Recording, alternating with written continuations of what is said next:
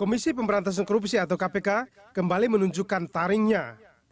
Di tengah situasi terpuruk akibat konflik dengan kepolisian, KPK mampu bangkit dan menunjukkan komitmen dalam upaya pemberantasan korupsi. Pekan lalu KPK menangkap politisi PDIP Adriansyah di Denpasar, Bali dan menahan mantan Menteri Agama Surya Dharma Ali di Rutan Guntur, Jakarta.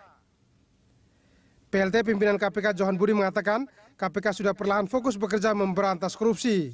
Kalau sebelumnya KPK menjalankan tugasnya dengan menggunakan gigi 1, saat ini sudah merangsek ke gigi 2. KPK seiring dengan waktu sudah bergerak dan bisa kembali mempercepat kinerja pemberantasan korupsi. Satu persatu gugatan para tersangka korupsi di sidang pra-peradilan juga telah rontok. Bahkan mantan Dirjen Pajak Hadi Purnomo memilih mencabut gugatan pra-peradilan terhadap KPK. Namun publik tetap bertanya apakah masih ada tendensi kriminatif di tengah munculnya taring KPK ini. Jika tidak ada tendensi kriminatif, maka KPK seharusnya bertaji lagi. Bukan hanya terhadap kasus-kasus yang akan datang, tapi juga kasus-kasus lama seperti Senturi. Karena itu kita mendukung sekaligus mendorong agar komitmen KPK untuk memberantas korupsi tidak pernah kendor. KPK harus bertaji dalam segala hal, baik untuk penindakan maupun untuk pencegahan. Pemirsa, Komisi Pemberantasan Korupsi kembali bangkit pasca berseteru hebat dengan institusi kepolisian. Indikasi kebangkitan KPK adalah penangkapan politisi PDI Perjuangan Adriansyah dan juga penahanan mantan Menteri Agama Surya Dharma Ali. Sejauh mana taji KPK ini terus dipertajam dalam proses pemberantasan korupsi? Untuk membahas hal ini kita telah hadir di studio anggota Tim 9 Bambang Widodo Umar dan juga peneliti ICW Agus Sunaryanto, dan nanti akan bergabung dari gedung KPK Komisioner KPK Zulkarnain. Saya akan sapa dulu narasumber yang sudah ada di studio. Selamat malam Pak Bambang dan juga Mas Agus. Selamat malam. Ya, saya ke Mas Agus terlebih dahulu. Mas Agus, kalau kita lihat gerakan-gerakan yang dilakukan oleh KPK, apa yang dilakukan KPK dalam beberapa hari terakhir, menahan Surya Dharma Ali, kemudian menangkap politisi PDI Perjuangan. Bisakah itu kemudian diartikan bahwa KPK sudah kembali bertaji lagi?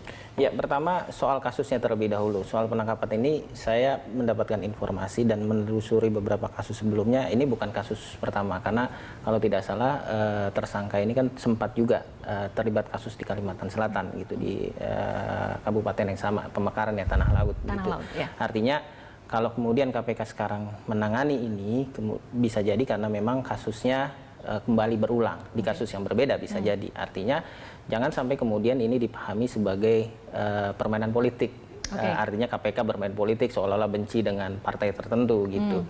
Artinya kita harus strict bahwa ini adalah murni penegakan hukum dan itu harus dibuktikan KPK juga dalam proses selanjutnya di pengadilan tipikor gitu.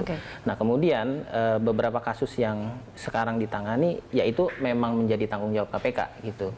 Artinya ya KPK harus move on gitu. Jangan kemudian sedih, kemudian merasa ditinggalkan oleh semua pihak atau minimal pemerintah. Move on-nya gitu. tapi memilih politikus PDI Perjuangan yang sedang melakukan kongres. Dia juga adalah ketua PDI Perjuangan Kalimantan Selatan.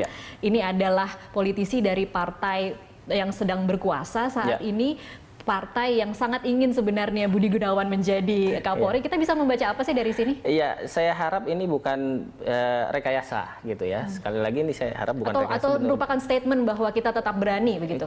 Saya harap itu adalah sinyal dari KPK. Sinyal dari KPK bahwa KPK saat ini tetap ada dan KPK punya tanggung jawab berdasarkan amanat undang-undang. Dia harus membela kepentingan pencegahan dan pemberantasan korupsi gitu. Jadi strict pada di situ sehingga bukan memilih satu kasus tertentu untuk image begitu ya. Dan kita harus lihat juga banyak kasus-kasus lain yang menjadi PR KPK gitu. Banyak yang sudah ditetapkan tersangka tapi belum juga ditahan. Kemudian kemarin juga ada yang beberapa peradilan tapi pada akhirnya hakim juga terbuka matanya bahwa ini penetapan tersangka tidak bisa diperadilan gitu.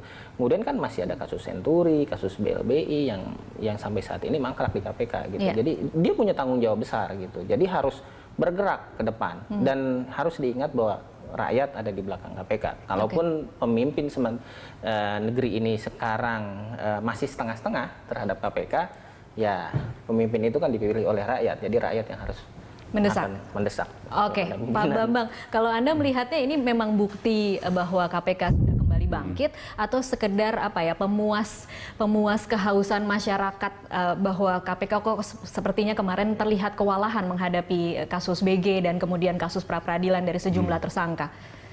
Saya cenderung yang kedua ya, karena masalahnya gini, pada waktu kontradiksi antara KPK dan Polri itu membuat shock untuk KPK itu tidak hanya shock personel yang di KPK saja, tapi bangsa kita shock juga dalam konteks pemberantasan korupsi.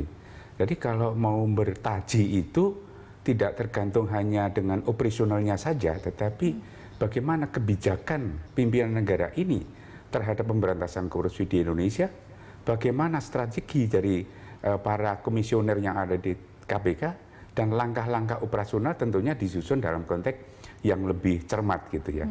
Nah, saya belum melihat kebijakan dari pimpinan negara ini yang lebih masif ya di dalam rangka membangkitkan semangat yang shock kemarin bagi KPK itu. Kemudian juga tadi sudah disinggung Mas Agus bahwasanya itu sisa-sisa kasus lama saja.